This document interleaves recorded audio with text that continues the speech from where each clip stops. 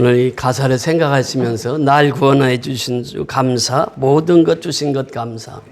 감사 중에 최고의 감사는 내가 예수 믿고 구원받은 것인 줄 믿습니다. 그보다 큰 감사는 없어요. 요즘에 세상 보세요. 물폭탄으로 인해서 브라질, 미국, 중국, 세계 곳곳에 지금 이상기온으로 인해서 엄청난 피해가 있습니다. 그런가 하면 우리나라도 보면은 이제 그 애인들 변심했다고 그래서 칼로 살해하고 그 의대생이 그 경동맥을 찾아가지고 10번을 찔러가지고 살해하는 그런 사건이 종종 일어납니다. 참 우리가 사는 사회가 녹록지 않아요. 그런데 그 사회 속에서 우리를 건져내서 구원해 주신 것, 이것이 가장 큰 감사라는 거예요.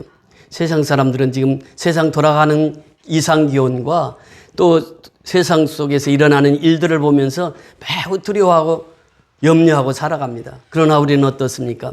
다 아버지께 맡기고 살아요. 이렇게 힘들고 어려운 세상 속에 살아가도 예수 믿는 사람은 감사가 늘 넘치게 되는 줄 믿습니다. 내가 숨 쉬는 것 감사하잖아요. 내가 움직일 수 있으니까 감사해요. 보세요. 여기에 보면 응답하신 기도 감사, 거절하신 것도 감사. 우리가 기도하면 하나님 응답 주세요. 그러나 내 욕심으로 기도하면 하나님이 거절하세요. 그 응답 주신 것도 감사, 거절하시는 것도 감사. 헤쳐나온 풍랑 감사, 모든 것 채우시네. 3절에도 보면 길가의 장미꽃 감사. 우리가 그 부천에 가면 100만 송이 장미꽃이 이제 조금 있으면 이제 축제를 합니다. 우리 교우들이 몇 번 다녀왔는데 그 요즘에 보면은 길가에 장미꽃들이 쫙 펴 있어요. 이 장미꽃 보면서 참 감사한 거죠. 근데 장미꽃에는 뭐가 있습니까? 가시가 있어요, 가시. 그래서 장미꽃 꺾다가 손에 찔리는 사람들이 많아요. 꺾으면 안 되죠. 이 장미꽃에는 항상 가시가 있다고 하는 것이에요. 그래서 우리가 인생을 살아가면서 보면 그렇습니다. 좋은 일이 있으면 안 좋은 일도 있게 돼 있어요. 그것이 바로 우리 일생입니다. 장미꽃 주신 것 감사, 내게 건강 주신 것 감사, 또한 연약한 감사. 제가 작년 5월 9일 날 암 수술을 받았습니다. 암이라고 하는 판정을 받았을 때 제일 두려웠던 것이 이제 하나님께서 여기까지 쓰셨나 보다. 그러면서 한 3일 전에 잠을 못 잤어요. 야, 이제 여기서 끝이 나는가 보구나. 이렇게 생각을 했습니다. 근데 하나님께서 또 은혜로 이제 수술을 잘 마치고 지금까지 이렇게 건강 주신 것 너무 감사한 거예요. 지금 5월 9일이니까 딱 1년 이제 며칠 지났습니다. 1년 한 3일, 4일 지났는데 그동안 하나님께서 이렇게 건강을 지켜주셔서 너무 감사하고 또 그 안에 또 미얀마도 갔다 올 수 있게 해주셔서 너무 감사하고 그러니까 사명자는요, 사명이 끝나기 전까지는 죽지 않는다고 하는 거예요. 우리의 사명이 있으면 그렇습니다. 우리가 천성을 향해서 달려가는데 그 사명자에는 사명이 끝쳐야 죽음이 온다는 거예요. 그러니까 우리는 사명을 붙들고 살아가야 될 줄 믿습니다. 내게 건강 주신 감사, 또한 연약한 감사, 햇빛을 주심도 감사, 구름 또한 감사해요. 우리 햇빛을 보고 살면 항상 감사할 것만 있잖아요. 그런데 그림자를 보고 사는 사람 항상 염려와 두려움 속에 살 수밖에 없다고 하는 것이에요. 우리가 하나님께서 태양을 만드시고 태양을 바라보며 살도록 하셨습니다. 우리가 주변에 나가보세요. 실록이 우거져서 지금 경치가 얼마나 좋은지 몰라요. 그 하나님께서 다 그 모든 만물들을 주관하시기 때문에 우리 강대상 보세요. 꽃이 막 활발하게 꽃 속에 있습니다. 그러니까 우리가 이 하나하나를 볼 때 감사하지 아니할 수 없다고 하는 것이죠. 그래서 땀 흘리는 수고도 감사, 저녁의 안식 감사, 부여도 가난도 감사, 모든 것 다 감사해. 예수 믿는 사람은 늘 감사하면서 살아가게 되는 것입니다. 근데 예수 믿지 않는 사람들은 감사할 것이 있어도 감사하지 않아요. 여러분 보세요. 베데스다에서 38년 된 병자가 있었습니다. 예수님이 만났습니다. 예수님을 만났습니다. 예수님이 말씀하십니다. 일어나 내 자리를 들고 걸어가라. 즉시로 그 앉은 병이 38년 동안 앉은 병이가 일어나서 자리를 들고 걸어가는 거예요. 얼마나 감사한 일이에요. 감사할 일이죠. 그런데 유대인들이 어떻게 생각합니까? 어허, 안식일을 어겼네? 안식일에 걸어가? 자리를 들었어? 이거 안 될 일이지. 그러고 있는데 예수님 또 하시는 말씀이 아버지도 일하시니 나도 일한다 이렇게 얘기를 하는 거예요. 그러니까 예수 죽여야 된다. 사실 예수님의 십자가의 죄목 중에 하나가 무엇입니까? 예수는 유대인의 왕이라. 지금 이것 때문에 예수님 십자가에 못 박히셨어요. 그러니까 이 반대편에 서 있는 사람 예수님 하는 것이 다 싫은 거예요. 지금 그렇잖아요. 그렇게 유대인들은 어떻게든지 예수님을 죽이려고 책 잡는데 안식일 어겼죠. 또 아버지와 아들이라고 하나님을 아버지라고 그랬죠. 그러니까 아들이 아버지와 동등하니까 이게 이제 하나님과 동등하다고 해서 예수님을 십자가에 못 박은 것입니다. 여러분 그렇습니다. 우리가 그 기쁜 날 38년 병자가 자리를 들고 일어나서 걷는 날 유대인들은 그렇게 생각했단 말이죠. 안식일을 어겼구나. 또 하나님을 아버지라고 하는 거 보니까 신성모독죄구나. 그러면서 예수를 십자가에 못 박습니다. 요즘에요. 그렇습니다. 오늘 말씀의 제목이 무엇입니까? 아버지께서 아들을 사랑하사. 아버지가 아들을 사랑하지 않는 아들이 어디 있겠어요? 다 사랑해요. 그런데 요즘에 보면요. 자녀들이 아버지 존경하는 자녀들이 그렇게 많지 않다고 그래요. 그러니까 아버지와 그 쌓인 감정이 매우 많다고 그래요. 그러니까 이 아버지로서의 역할이 얼마나 중요한지 몰라요. 그 자녀들과의 관계에서 아버지 역할이 그렇게 중요하다고 하는 거예요. 아버지는 항상 아들을 사랑하시거든요. 이게 하나님께서 아들을 그렇게 사랑하셔서 그렇게 말씀하십니다. 이제 바로 오늘 본문 19절 보세요. 19절에 그렇게 말씀하시죠. 시작.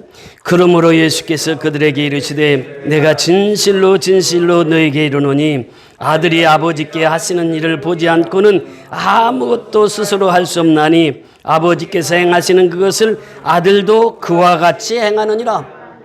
자, 보세요. 그러므로라고 하는 단어. 보세요. 바로 그 18절 올라가서 보시면 18절에 뭐라고 말씀하십니까? 유대인들이 이로 말미암아 더욱 예수를 죽이고자 하니 이는 안식일을 범할 뿐만 아니라 하나님을 뭐라 그래요? 자기의 친아버지라 하여 자기를 하나님과 동등됨으로 삼으심 이러라 그래요. 바로 그 16절 17절에도 보면 16절에 보니까 그러므로 안식일에 이러한 일을 행하신다 하여 유대인들이 예수를 받게 하게 된지라 예수께서 그들에게 이르시되 내 아버지께서 이제까지 일하시니 나도 일한다 하시매. 이 두 가지 제목을 찾아낸 거예요. 유대인들이.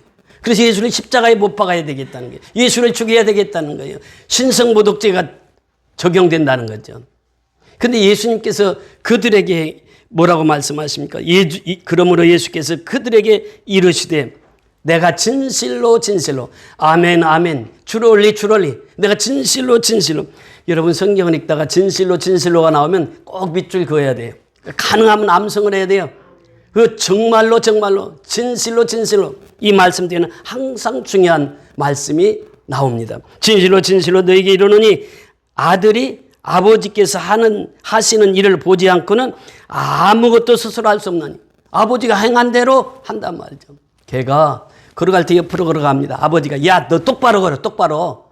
그리고 아버지는 또 옆으로 걸어가. 그 걔가 어떻게 걸어가겠어요? 옆으로 가지요. 아버지도 옆으로 가는데 그 아버지가 행하는 대로 다들도 따라서 하는 거예요. 그러니까 하나님께서 지금 행하시는 대로 아들도 다 그렇게 한다. 나는 아무것도 스스로 할 수 없다. 예수님이 이렇게 말씀하세요. 그러면서 하시는 말씀이 뭐라고 말씀하십니까? 나는 아무것도 스스로 할 수 없나니 아버지께서 행하시는 그것을 누구도 아들도 그와 같이 행하느니라. 아버지께서 행하신 것을 아들도 그렇게 하신단 말이죠. 보세요. 아버지의 사랑은요. 자녀들의 사랑과 다릅니다.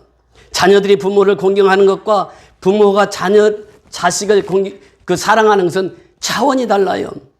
그러니까 옛말에도 그런 말이 있잖아요. 10아들이 한 부모 모시기 어렵다고. 그 부모는 10아들을 키울 수 있습니다. 그게 사랑이거든요. 저 돌아온 탕자 보세요. 탕자가 집을 나갔어요.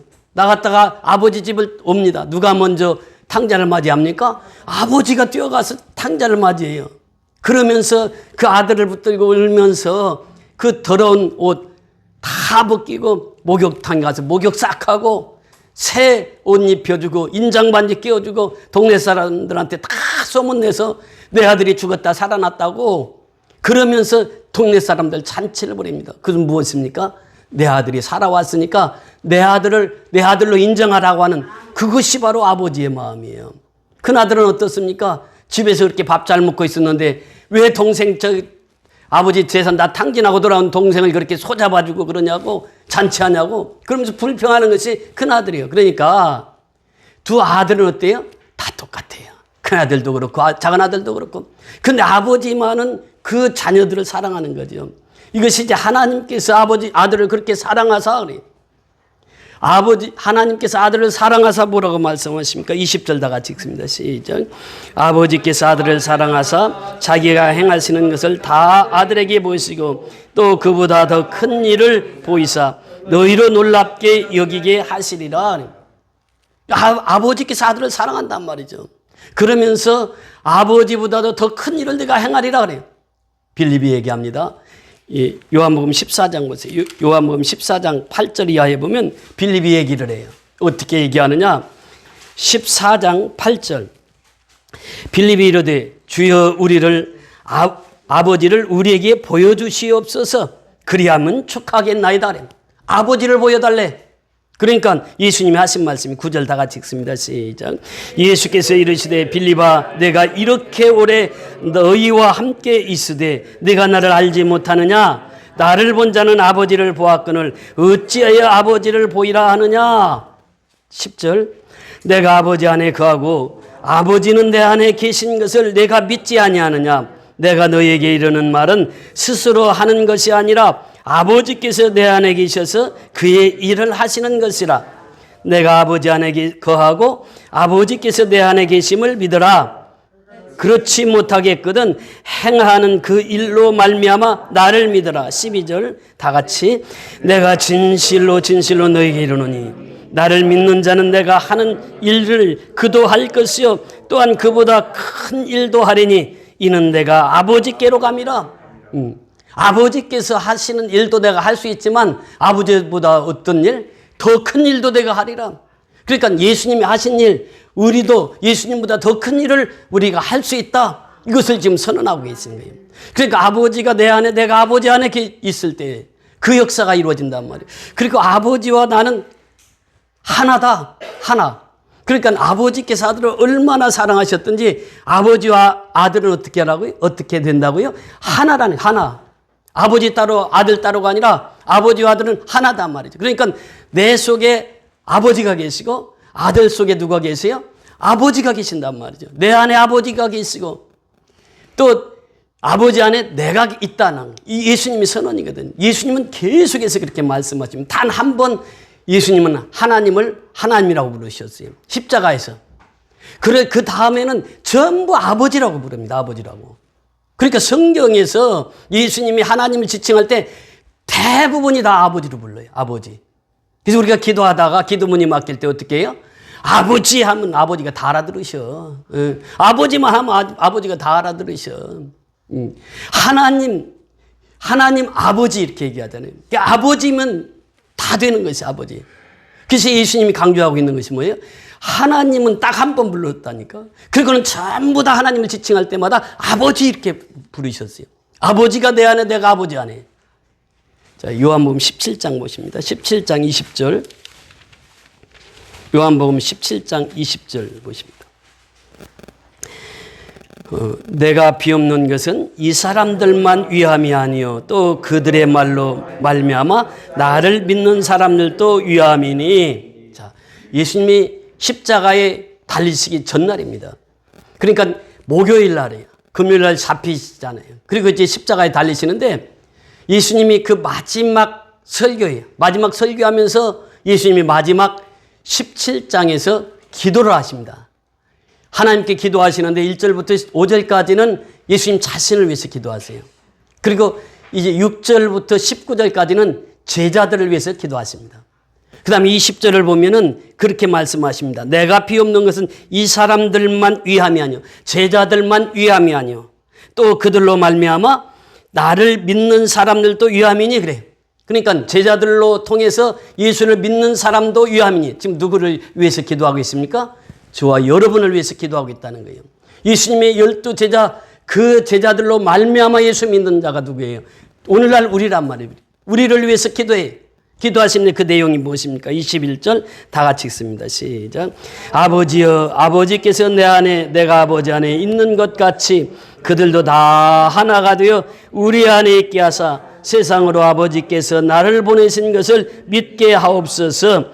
내게 주신 영광을 내가 그들에게 주었사오니 이는 우리가 하나가 된 것 같이 그들도 하나가 되게 하려 함이니이다. 곧 내가 그들 안에 있고 아버지께서 내 안에 계시어 그들로 온전함을 이루어 하나가 되게 하려 함은 아버지께서 나를 보내신 것과 또 나를 사랑하신 같이 그들도 사랑하게 하신 것을 세상으로 알게 하려 함이로소이다. 자, 여기서 핵심이 무엇입니까? 21절부터 23절 계속해서 중복돼서 나오는 단어가 있죠. 무엇입니까? 하나 되게 하소서. 하나. 자, 21절에도 보면 그들도 다 하나가 되어. 22절에도 보니까 내가 그들에게 주었으니 이는 우리가 하나가 된 것 같이. 누가? 아버지와 아들이 하나가 된 것 같이, 예수님과 하나님과 하나 된 것 같이 그들도 뭐가 되게? 하나 되게 하려 함이니라. 23절에도 보니까 온전함을 이루어 뭐가 되게 하려 함은? 하나 되게 하려 함은. 그러니까 예수님과 아버지는 하나란 말이죠. 그럼 우리는 예수를 믿는 자는 누구와 하나가 돼야 돼요? 예수님과 하나가 돼야 된다는 거예요. 여러분, 이것을 일치라고 말합니다. 예수님은 마지막 중요한 기도가 뭐냐? 하나 되게 하소서예요. 그러니까 예수님이 우리와 하나가 될 때 우리는 겁없는 인생을 살아갈 수가 있어요. 그렇잖아요. 내 안에 예수가 계셔. 그러면 이 세상 모든 창조를 하신 창조주 하나님께서 내 안에 계신단 말이죠. 그러니까 내가 그 하나님 안에 계셔. 그러니까 두려울 것이 없는 거예요. 내 안에 계신 예수님은 모든 것을 통치하시고 다스리시고 역사하시는 분이거든. 그분과 하나 되는 것이 가장 중요하다는 것이에요. 그러니까 아들과 아버지가 하나 된 것 같이 예수 믿는 우리가 아들과 하나가 되고 또 성령과 하나가 되고 아버지와 하나가 되어야 된다는 거예요. 우리 혼자서는요 힘을 얻을 수가 없습니다. 그래서 이승만 대통령도 일찍이 말씀하셨잖아요. 뭉치면 산다고, 흩어지면 죽는다고 그랬어요. 그런데 하나 되기 못하는 게 있어요. 그것을 사마귀라고 합니다. 사마귀라는 말 아세요? 사단과 마귀와 귀신 첫 자리를 따서 사마귀라고 하는 거예요. 사마귀는 우리를 갈라놓는 거예요. 하나님의 사랑에서 띄워놓는 거예요. 이게 사단이 하는 거예요. 이게 마귀가 하는 것이란 말이죠. 이게 귀신의 역사란 말이죠. 교회에도 사단이 역사하게 되면 성도들 사이사이를 다 갈라놓아 서로 물고 뜯게 하는 거예요. 이게 사단의 역사란 말이죠. 하나님의 사랑을 하지 못하도록 방해하는 것이 사단의 역사예요. 귀신의 역사란 말이죠. 마귀의 역사란 말이죠. 그래서 예수님께서는 이 하나 되게 하신 것을 힘써 지켜나가기를 원하는데 에베소서 4장 3절에 보니까 성령이 평안하게 우리를 성령이 하나 되게 하신 것을 힘써 지켜나가야 된다. 이렇게 말씀하십니다. 그러니까 우리에게 평안을 주셨어요. 누가? 성령께서. 그리고 성령이 하나 되게 하신 것을 힘써 지켜나가라. 그러니까 나는 할 수 없단 말이에요. 하나 되게. 내가 예수와 하나 되게 하는 것은 성령께서 내 안에서 역사하셔야 돼요. 성령이 충만한 사람은 예수 안에서 하나가 된단 말이에요. 그래서 하나가 돼서 예수님이 원하시는 삶을 살아가요. 예수님이 생각하는 대로 생각하고 살아가는 거예요. 하나 돼서 살아가는 거예요. 이것은 내 육신으로는 힘이 들지만 성령께서 내 안에 계시고 그 성령이 하시는 일은 뭐냐? 하나 되게 하신 것을 힘써 지켜나가라고 하는 거예요. 이것이 성령께서 하신단 말이죠. 여러분 보세요. 예수님께서 바리새인들을 왜 싫어했습니까? 겉과 속이 달라요. 말하는 것과 행동하는 것이 달라요. 그래서 바리새인들을 싫어한 거예요. 그래서 저희들은 회칠한 무덤이다. 회칠한 무덤 속에는 뭐가 있다고요? 시체가 있는 거지. 무덤 속에는 시체가 있는 거 아니겠어요? 회칠한 무덤이다. 바리새인들을 향하여 너희는 독사의 새끼들이라 이렇게 하셨던 것은 분열을 시키니까.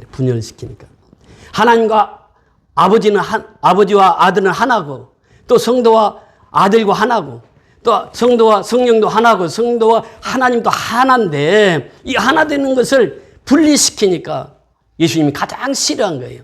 그래서 외칠한 무덤이라고 하셨고 독사의 새끼들이라고 욕했던 것은 바로 성도를 사이를 벌려놓는 그 세력들을 예수님이 그렇게 책망하십니다. 그러니까 하나님의 비전이 누구의 비전이 돼야 돼요? 나의 비전이 되는 거예요. 예수님의 비전이 누구의 비전이 되는 거예요? 나의 비전이 되는 거예요. 성령님의 비전이 누구의 비전이 되는 거예요? 나의 비전이 되는 거예요. 예수님과 성령님과 하나님은 하나라. 우리도 하나가 됐어요. 그러니까 하나님의 비전이 나의 비전이 되는 거예요. 예수님의 비전이 나의 비전이 되는 거예요. 예수님이 원하는 삶을 우리가 살아가는 것입니다. 그래서 오늘 본문을 통해서 우리에게 주시고자 하는 메시지가 무엇입니까? 바로 그거예요. 하나 되게 하셨다. 하나 되게. 아버지가 아들을 사랑해서 그 아들을 아버지와 하나 되게 하셨단 말이죠. 그러니까 우리는 아들과 하나 되게 하는 거예요. 아들과 하나만 되면 이 세상 두려울 것이 없다는 거예요. 아버지가 내 주인이신데 뭐. 아버지가 원하는 대로 살아가는데 뭐. 아버지가 나를 이끌어 주시는데 두려울 것이 없다는 것입니다. 그래서 오늘 이 본문을 통해서 계속해서 말씀하십니다. 21절에 보면 그렇게 말씀하시죠. 21절 다 같이 읽습니다. 아버지께서 죽은 자들을 일으켜 살리심과 같이 아들도 자기가 원하는 자들을 살리느니라. 그래 아들에게 모든 권세를 다 주십니다. 그러니까 부활의 능력도 누구에게 있다고요? 아들에게 있단 말이죠. 지금 예수님께서 나 인생 과부의 아들, 죽은 아들을 살리잖아요. 야이르의 딸, 죽은 딸을 살리잖아요. 죽은 지가 나흘 돼서 냄새나고 썩어진 그 나사로 앞에 가서 돌을 옮기라. 그리고 나사로야 나오라. 그러니까 그 썩었던 냄새났던 나사로가 살아나잖아요. 부활한단 말이죠. 이 부활의 신앙이 어디에서 있느냐? 그 부활의 능력을 누구에게 줬느냐? 아버지께서 누구에게 다 주었다고요? 아들에게 다 주었어요. 왜? 아들과 아버지는 하나니까. 아버지의 권세를, 아버지의 능력을 다 아들에게 위임했단 말이에요. 부활의 능력까지 다 아버지께서 아들에게 위임했다는 것입니다. 우리 히브리서 11장 보십니다. 히브리서 11장 17절부터 19절까지. 히브리서 11장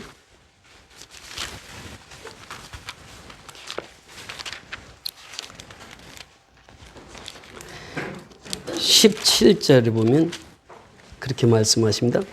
아브라함은 시험을 받을 때에 믿음으로 이삭을 드렸으니 그는 약속들을 받은 자로 돼 그 외아들을 드렸느니라. 18절 다 같이 읽습니다. 그에게 이미 말씀하시기를 내 자손이라 칭할 자는 이삭으로 말미암으리라 하셨으니 19절 그가 하나님이 능히 이삭을 죽은 자 가운데서 다시 살리실 줄로 생각한지라. 비옥컨대 그를 죽은 자 가운데서 도로 받은 것이니라. 아멘. 아브라함의 신앙을 우리에게 말씀하십니다. 아브라함이 이삭을 바치라고 했을 때 아브라함 무슨 신앙을 가지고 이삭을 바쳤다고요? 부활의 신앙. 아버지께서 달라고 했으면 아버지께서 죽이라고 했으면 아버지께서 살려주시겠지. 이 믿음이 누구에게 있었다고요? 아브라함에게 있었단 말이죠. 아브라함은 그 부활의 신앙을 가지고 살았단 말이죠. 다윗도 그 부활의 신앙을 가지고 살았단 말이죠. 그 오늘날도 역시 마찬가지입니다. 우리는 무슨 신앙을 가지고 살아야 돼요? 부활의 신앙을 가지고 살아야 돼요. 부활이라고 하는 것은 무엇입니까? 죽음 없이는 되는 것이 부활이 될 수가 없습니다. 그래서 바울은 I am not but Christ 그래요. 나는 아무것도 아니다. 나는 죽었다. 그러나 그리스도가 나를 살렸다. 내가 그리스도와 함께 십자가에 못 박혔나니 그런 적이 이제는 내가 산 것이 아니요 오직 내 안에 그리스도께서 사신 것이라. 그것이 이제 내가 죽어야만 그리스도께서 다시 나를 살려주신다면 죽음 없이는 부활이 있을 수가 없습니다. 그래서 이 부활에 대해서 말씀하시기를 로마서 6장 3절에서 5절까지 내가 그리스도와 함께 죽었고 죽은 사람만이 또 다시 살 수 있고 다시 산 사람이 예수님과 연합할 수 있다. 이것이 이제 사도 바울의 고백입니다. 그것을 세례라고 표현하고 있어요. 그 세례는 무엇입니까? 내가 예수와 함께 죽는 것이 세례예요. 죽지 않고는 부활할 수가 없다는 거예요. 내가 죽어야 된다는 거예요. 부활장에 보면 고린도전서 15장을 부활장이라고 그러잖아요. 3절로부터 4절에 보면 성경대로 죽으시고 장사 지낸 바 되었다가 성경대로 어떻게 했다고요? 다시 살아나서 그래요. 이것이 뭐예요? 이것이 부활이란 말이에요. 그러니까 죽음이 없이는 부활이 있을 수가 없다는 거예요. 그래서 우리가 예배 시간은 무엇입니까? 하나님과 일치되는 시간이고 하나님과 연합하는 시간이고 성령님과 연합하시고 성령님과 일치되고 예수님과 연합되고 예수님과 일치되는 시간인데 그것이 예배 시간이에요. 예배를 통해서 우리는 하나님과 일치되는 시간을 갖는단 말이죠. 또 우리가 기도를 통해서 하나님과 일치되는 신앙을 갖는단 말이죠. 너희가 지금까지 내 이름으로 아무것도 구하지 않았으나 구하라 그리하면 받으리니 너희 기쁨이 충만하리라. 그러니까 기도는 하나님과 일치되는 시간이에요. 그러니까 when we work, we work. When we pray, God's work. 제가 늘 강조하는 우리가 일하면은요 내 일이 되는 거예요. 그러나 우리가 하나님 앞에 기도하고 하면 그게 누구의 일이 된다고요? 하나님의 일이 된다는 거예요. 그러니까 기도라고 하는 것은 무엇입니까? 나와 하나님과의 관계를 일치하게 하나 되게 하는 것이 기도란 말이에요. 하나. 그러니까 하나님께서 우리에게 말씀하신 것이 무엇입니까? 기도하면 너희가 하나가 돼. 찬송하면 하나가 돼. 이것이 다 무엇 속에 속해 있습니까? 예배 속에 속해 있다는 예배. 그러니까 예배는 하나님과 1대1의 나와의 관계 속에서 하나님과 내가 일치되는 시간이에요. 하나 되는 시간이란 말이죠. 그래서 우리가 내가 내 일을 하게 되면 그냥 사업으로 퍼는 것과 같아요. 그러나 내가 하나님 앞에 기도하고 하면 하나님께서 일을 하신단 말이죠. 그래서 우리가 기도할 때 하나님과 일치가 되는 것이고 우리가 하나님을 찬양할 때 우리는 일치가 돼요. 우리가 예배 시간에 하나님께서 우리는 하나님과 나와 일치 관계를 이루어신다고 하는 것입니다. 그래서 이 부활의 능력이라고 하는 것은 바로 예수님께서 나사로를 살리실 때 그 말씀을 하시잖아요. 요한복음 11장 25절 26절에 보면 나는 부활이요 생명인 나를 믿는 자는 죽어도 살겠고 무릇 살아서 나를 믿는 자는 영원히 살리리라. 너희가 이것을 믿느냐 그래요. 이게 부활이거든. 부활. 그 부활의 능력을 누구에게 주셨다고요? 예수님께 다 주셨다는 거예요. 예수님은 부활의 능력을 우리에게 다 주셨어요. 그래서 우리가 예수 믿으면 예수 믿고 내가 죽으면 예수님께서 다시 살려주신다는 거예요. 그러니까 우리가 육신적인 죽음이 얼마나 허무합니까? 지난주에 제가 그 카톡에 보냈습니다만 모메오 목사님 지금 47인가 되거든요. 그 막내 동생은 30대입니다. 30대인데 죽어서 이렇게 장례 치르는 모습 제가 보낸 적 있잖아요. 그러니까 사람은요 30대도 죽고 40대도 죽고 50대도 죽고 나이만 많아서 죽는 게 아니에요. 아니 어린아이 신생아도 죽잖아요. 그래서 이 죽음이라고 하는 것은 우리 앞에 누구에게나 다 있어요. 그러나 예수를 믿는 자는 죽어도 어떻게 되는 거예요? 산다는 것이에요. 그것이 무엇입니까? 부활의 생명이라는 거예요. 우리에게는 그 부활의 생명이 있어요. 그래서 하나님께서 그 부활의 능력을 다 누구에게 이름했다고요? 예수님께, 아들께 다 이름을 하셨어요. 부활의 능력뿐만이 아닙니다. 오늘 22절부터 23절을 같이 보십니다. 시작. 아버지께서 아무도 심판하지 아니하시고 심판을 다 아들에게 맡기셨으니 이는 모든 사람으로 아버지를 공경하게 하는 것 같이 아들을 공경하게 하려 하십니다. 아들을 공경하지 아니하는 자는 그를 보내신 아버지도 공경하지 아니하느니라. 그러니까 아버지께서 아무도 심판하지 않으신다고 했어요. 구약에는 누가 심판했습니까? 아버지가 다 했잖아요. 말 안 들으면 어떻게 해요? 저 광야에서 40년 뺑뺑이 돌리고 또 말 안 들으면 어떻게 해요? 그들 광야에서 1세대들 다 죽이고 이 누가 심판한 거예요? 아버지께서 다 심판했어요. 그런데 이제 아버지는 심판하지 않는다는 거예요. 그럼 누구에게 그 심판의 권한을 주셨다고요? 아들에게 다 주셨어요. 아들이 어떤 분입니까? 예수요. 예수는요. 마지막 심판 때로 올 때 예수님이 우리 변호사가 되시는 거예요.